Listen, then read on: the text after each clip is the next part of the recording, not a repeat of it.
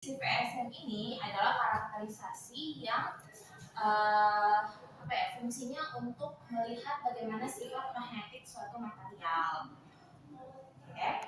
Nah, sifat magnetik itu berarti nanti berhubungan sama beberapa besaran seperti ada medan magnetnya sama ada magnetisasi.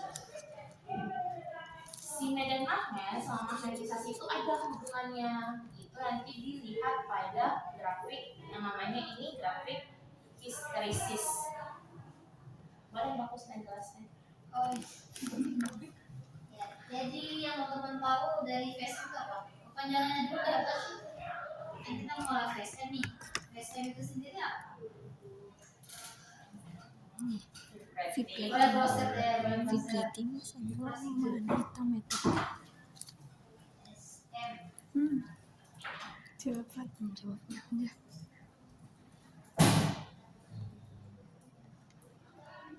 Value stream. Ya, PSM yang satunya. Ya, tadinya VSM Vital stability. Vibrating sample magnetometer. Ya, vibrating sample magnetometer. Nah, ini kan salah satu karakterisasi. Apa kalau nggak boleh ketahuan temennya kan semua browsing kan gak ada yang datang. Jadi kita kan ada beberapa karakterisasi itu kemarin. Nah, tujuannya untuk apa? Tujuan kita lakukan karakterisasi untuk material itu apa? Ya, untuk tahu sifat dari material itu ya. Nah, sifatnya kan banyak tuh, ada sifat macam-macam ya, sifat-sifat material bisa jadi optik, terus magnet dan sebagainya. Nah, VSM ini untuk kita tahu sifat magnetnya. Jadi kurva histeresis ini itu cuma ada untuk material yang punya sifat magnet. Nah, jadi kalau material yang nggak punya sifat enggak akan ada. Nah, seperti Mbak Fika bilang tadi ya, ada dua parameter di sini, ada H sama ada, ini lebih mudah kita ingat M sih, magnetisasi. Jadi ini medan, ya ini medan magnetnya H, ini ada gambar lainnya. Ya. Atau yang ini deh, yang ada ini domain-domain. Ini.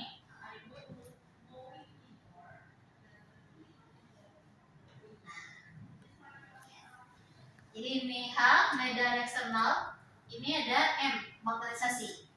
Nah, jadi kondisi material yang punya sifat magnet itu, kalau di awal itu dia kayak gini. Nah, magnetisasi apa sih? Jadi di material itu, kalau material magnet itu, dia ada momen magnet. Nah, momen magnet ini yang kita ibaratkan kayak tanda panah. Nah, kalau untuk material yang punya sifat magnet, dia itu bakal lurus, maka sama arah. Tapi ini di tingkat domain. Tingkat domain itu gimana? Yang kecil ini. Jadi untuk sembilan belah kecil ini dia bakal searah tuh semuanya, searah. Nah, terus ketika dikasih medan eksternal, dia mulai mengikuti arah medan eksternalnya. Nah, misalnya sini, hanya kemana? Sana. Berarti dia bakal mencoba mengikuti arah medan eksternal. Nah, itu kalau materialnya punya sifat magnet. Nah, jadi dia bakal ke sana. Bakal ke sana pelan-pelan. Nah, perubahan ini itu bisa menentukan perubahan nilai magnetisasinya. Jadi semakin dia berubah arahnya, jadi nilai magnetisasinya berubah. Naik kan? Semakin ditambah hanya semakin naik. Sampai nanti mentok tuh udah nggak ada. Ini kan mentok ya, lurus. Kenapa kira-kira? Kenapa tiba-tiba lurus ya? Kenapa nggak naik lagi? Harusnya kan naik terus tuh. Naik. Kita makin tambah hanya bisa naik terus. Kalau teman-teman melihat dari gambar ini, kira-kira kenapa? Bayang nggak? Kira-kira ini bingung nggak? Membingungkan nggak? Bingung. Masih bingung. Masih bingung? Oh, ini bisa tadi itu. Iya, gimana? Enggak apa-apa. Tapi sebenarnya dia udah diceritain gimana gitu. Ya. Yang lagi MR, nggak apa-apa ini GMR banget ini. Iya, ya gimana? Ya, jadi teman-teman bingungnya di mana? Dari awal. Ya udah. Jadi untuk material, setiap material itu punya momen magnetnya. Semua tuh di dunia ini punya momen magnetnya. Cuman bagaimana dia merespon dengan medan magnet itu yang menunjukkan dia tuh sebenarnya material apa, sifat magnetnya seperti apa. Nah, sifat magnet yang bagus itu biasanya ferromagnetik. Pernah dengar nggak? Nah, apa lagi? Besi. Ferromagnetik, ferimagnetik. Nah, itu coba cari lagi. Tapi yang paling oke itu yang ferro. Nah, dia tuh bakal merespon. Jadi kalau misalnya satu material ini tingkat domain ya paling kecil. Kalau si ferro, misalnya ini ya materialnya kayak gini. Ini dia ada yang arah sini, ada sini. Tapi ini salah semua nih. Ini salah semua, ini salah semua. Ini tingkat domain. Ketika dikasih media eksternal, yang ini berarti kalau yang sama tetap dia bakal tetap sama. Yang ini dia mulai berubah, mulai ikutin arah sini. Yang ini juga kan nggak semua tiba-tiba langsung kan, pelan-pelan. Nah, pelan-pelan perubahan itulah jadi nilai magnetisasi ini. Gitu. Jadi kenapa pelan-pelan nilainya naik? Nah, perubahan itu. Semakin dia ke arah, semakin dia naik tinggi nilainya. Terus kenapa bisa mentok? Iya, karena udah salah semua. Ini kan pelan-pelan naik, pelan-pelan berubah pelan-pelan sampai nanti udah lulus semua. Kalau udah lulus semua kan, nah, baru itu udah mentok. Jadi nanti ada udah sampai titik dia udah nggak berubah lagi. Gitu. Nah, ini namanya titik MS, magnetisasi saturasi. Udah mentok. Nah ya, nanti kita bakal cari nilai MS-nya. Jadi cara kita cari nilai MS-nya nanti gimana? Kira-kira kalau punya grafik ini, titik mana kita?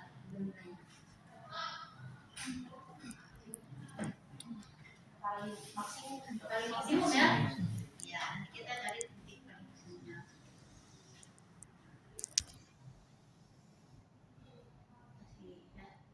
Nanti kita cek mana dia paling.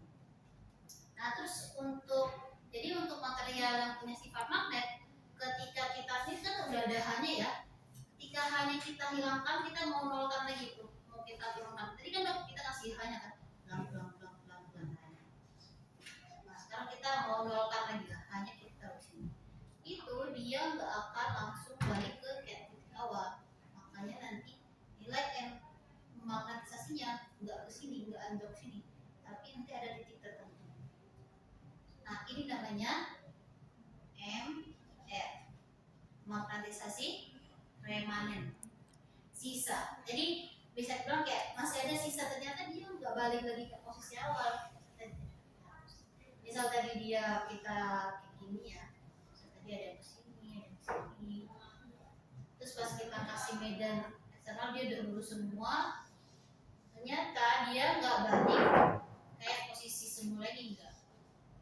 Nah, itu kalau dia punya sifat magnet. Terus gimana dong kalau kita pengen nolkan lagi magnetisnya itu biar balik lagi kayak posisi awal? Kita kasih medan A tapi ke arah yang berbeda, atau namanya demagnetisasi. Demagnetisasi ya. Nah, nanti dia bakal turun. Nah, ini nanti namanya H, medan koersivitas HC, medan koersivitas. Oke. Ini nanti bisa berulang lagi. Ini sebutnya demagnetisasi. Jadi proses ini akan berulang lagi. Kalau kita magnetisasi terus ya, ini sampai jadi seperti ini. Kalau pas bagian balik lagi ke sana, Kayak loop gitu kan. iya. Nah, makanya disebut ini hysteresis. Nah, kayak ada loop. Jadi kita mau cari semakin besar lebar ini, lebar dan sempitnya ini itu mempengaruhi sifat magnetnya.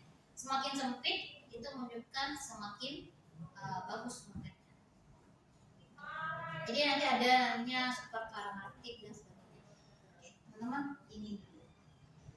Kira-kira membingungkan? Yang sama ya, dengan yang sama, yang satu dia